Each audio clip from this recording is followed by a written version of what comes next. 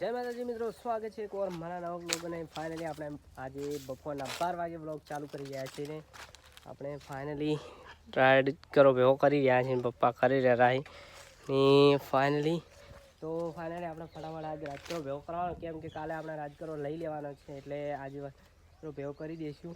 ને જોઈ લો પપ્પા કરી રહ્યા ને એટલો ભેગો કરી નાખ્યો છે ને દલપતભાઈને ગયા છે ઢોરણ 4 વાળવાની. આપણે રાજકરો ભેગો કરીએ છીએ પપ્પા એ મમ્મી ખાવા કરીએ છીએ.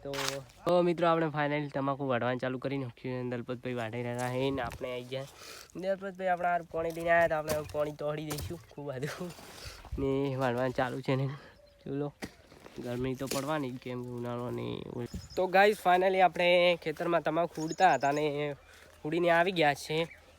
આ તમાકુ આલે થોડી ઝેણી હે ને વિકાસ ઓછો મળ્યો છે, તો એના કારણે આને થોડી લેટ કાપીશું.